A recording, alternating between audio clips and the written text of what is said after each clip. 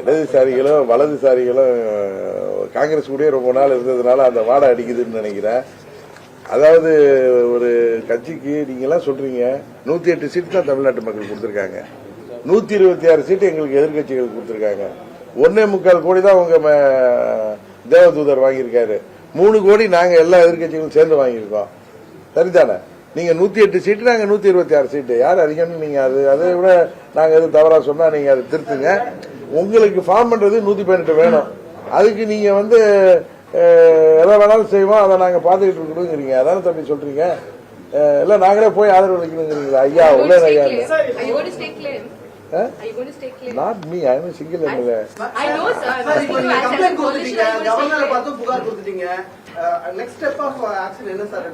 கொஞ்சம் வெயிட் பண்ணுங்க சார். இப்ப நைட்டு தானே அந்த வீடியோ வந்திருக்கு. இனிமே இன்னும் என்ன வருதுன்னு பாப்போம். இன்னும் எங்க அப்பா குதிரைக்குள்ள வரும்ல அடுத்தது. இப்பதான் சார் நைட்டு வந்தா 3 மணிக்கு தான் படுத்தோம். எந்திரிச்சு இந்த உங்களை பார்க்க வந்துட்டேன். லாயர் அவருக்கு கோர்ட்டுக்கு போவாரு, வேலையா இருப்பாரு, ஈவினிங் வருவாரு. நீங்களும் அப்படியே வந்துட்டீங்க. நான் இந்த பொதுச்செயலாளர் எடப்பாடி பழனிசாமி முதலமைச்சரா வரணும், அவருக்கு நாங்க சப்போர்ட் பண்ணுவோம் அப்படின்னு நீங்க சொல்றீங்க. அது எந்த அடிப்படையில?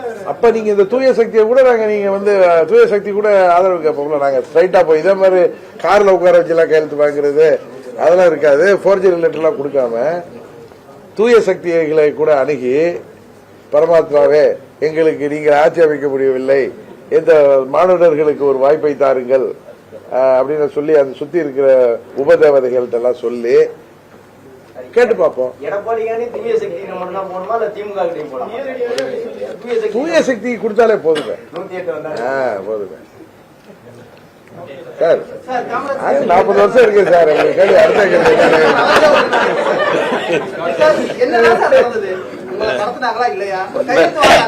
ஒண்ணுமே நடக்கலையே, ஒண்ணுமே நடக்கல,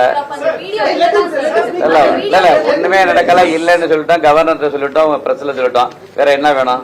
108 எம்எல்ஏ வச்சிருக்கிற விஜய் ஏன் முயற்சி பெறணும்? குறைவான எம்எல்ஏ கோரம் இல்லாத விஜய் ஏன் முயற்சி பெறணும்? விட்டுட்டு போக வேண்டியது அடுத்த ஆப்ஷனுக்கு. அரசியலமைப்பு சட்டம் என்ன சொல்லுது? கான்ஸ்டியூஷன் என்ன சொல்லுது? மெஜாரிட்டி இருந்தா மூவ் பண்ண, இல்லைன்னா விட்டுட்டு போக வேண்டியது தானே. அவருக்கு 117 இல்ல 18 இல்ல. அப்புறம் ஏன் முயற்சி பண்றாங்க? அப்புறம் எல்லாரையும் பேசுறாங்க. அவங்க கூட்டணியில ஜெயிச்சவங்களை மட்டும்தான் உங்கள்ட்ட கேட்கணும். பாக்கி திமுக கூட்டணியில ஜெயிச்சவங்கள்ட்ட தீய சக்தி திமுக சொல்லி சொல்றவங்கள்ட்ட அண்ணா திமுக கூட்டணியில இருந்து கேட்கறவங்க ஏன் கேட்கணும்? நாங்கெல்லாம் அவருக்கு தானே ஆசைப்படுறாரு, நினைக்கிறாரு. அதை எப்படி விட முடியும்? ஜனநாயக மெஜாரிட்டி கொடுத்தா ஜனநாயகப்படி வாங்க. ஜனநாயகத்துல மெஜாரிட்டி கேட்டு வாங்கலாம் சார். ஃபோர்ஜரி பண்ணி லெட்டர் கொடுத்துட்டு இல்ல எம்எல்ஏ வீடியோ எடுத்து பொதுச் செயலாளர்ல கேட்டிருக்கணும். அப்படி அவர்கிட்ட பேசணும். இந்த கட்சியுடைய பொதுச் செயலாளர் மத்த கட்சியுடைய தலைவர்கள் போய் கேட்கறாங்க. கம்யூனிஸ்ட் நான் போய் பாக்குறேன், அந்த தலைவரை பேசுறேன், திருமாவளவன் பேசுறேன், அந்த தலைவரை பேசுறேன்னு. அப்படி இந்த ஆதரவு வேணும்னு நீ நினைச்சிருந்தா, உண்மையா நல்ல ஆட்சி தருவன்ற என்ன இருந்திருந்தா எங்களுடைய பொதுச் செயலாளரை கேட்டிருக்கணும். பொதுச் செயலாளர் மூலமா உங்களுக்கு ஆதரவு தாங்கன்னு சொல்லி கேட்கறதா இல்லையா? இதை போய் தூக்கிக்கலான் இருக்காங்க போல இருக்கு. கேளுங்க, இந்த மாதிரி கேட்கறாங்க. அமமுக பொதுச் செயலாளர் மன்னாடி எம்எல்ஏ கேட்கறாங்க. உங்களுக்கு மெஜாரிட்டி இல்லையே தம்பி, கேளுங்க. மெஜாரிட்டி உங்களுக்கு இல்ல, ஏன் நீங்க விட்டுட்டு போக வேண்டியது? அடுத்த ஆப்ஷன் கவர்னர் என்ன பண்றாரு? மீண்டும் மறு தேர்தலா இல்ல அடுத்த மெஜாரிட்டி உள்ளவங்களுக்கு வாய்ப்பு கொடுக்கறாரா? கேளுங்க, அவர்கிட்ட கேளுங்க. விஜய் பாருங்க, விஜய் பார்த்து பேட்டி எடுக்க முடியுமா உங்களால? இது மாதிரி நீங்க அத்தனை நிருபரை கேட்கறேன், ஒரே ஒரு பேட்டி எடுத்துவாங்க. நான் எம்எல்ஏ சென்ட் பண்ணிடுறேன், ஒரு பேட்டி எடுத்து வந்துருங்க. அத்தனை பேரும் கேள்வி கேளுங்க. ஒண்ணு இல்ல, நீங்க கேளுங்க. அந்த வீடியோ யார் எடுத்தது, ஒரிஜினல் லெட்டர் 2 ஒட்டி பை சொல்லுங்க, கொடுக்க சொல்லுங்க. நான் அது மாதிரி இவர் தான் கொடுத்திருந்தாருன்னா 20 நாளா வேலை பார்த்து எலெக்ஷன் வேலை பார்த்துட்டு ஒர்க் பண்ணிட்டு இருக்கிறேன். 2 லட்சம் மக்களை சந்திச்சிருக்கிறேன். எங்கேயாச்சும் ஏஜென்ட் எழுதியிருப்பேன், எங்க அசிஸ்டன்ட் எழுதி கொடுத்திருப்பேன்.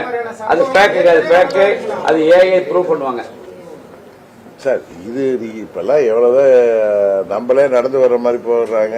நீங்க தான் ஏஐல என்னமோ கிரியேட் பண்றாங்க. இதுனா காமராஜ் மாதிரி ஒருத்தர் கார்ல அதுல உட்கார வச்சு கையெழுத்து போற மாதிரி எடுத்து வச்சிருக்க முடியாதா? ஆபீஸ்ல உட்கார்ந்தா கையெழுத்து போடுறோம். ஒண்ணுதான் ஸ்ட்ரெயிட் ஃபார்வர்டு அரசியல்வாதி அப்படிங்கிறாங்கல்ல, நேர்மையான அரசியல்வாதி. ஒரு லெட்டர் ஒரிஜினல் இல்லைன்னா கூட அம்மா மக்கள் முன்னேற்ற கழகம்னு எழுதுறப்ப இன்னும் அவரு கூட இருந்திருக்கணும். இல்லைன்னா அதோட கட்சி தலைமைக்கு தொடர்பு கொண்டு இது நீங்க இது மாதிரி உங்க கட்சியில கொடுத்துருக்காங்களான்னு கேட்கணும். இது விசாரிக்கணும். இப்ப எங்களை இவ்வளவு கேள்வி கேட்டீங்க, இதை விசாரிக்கணுமா இல்லையா? பதில் சொல்லுங்க.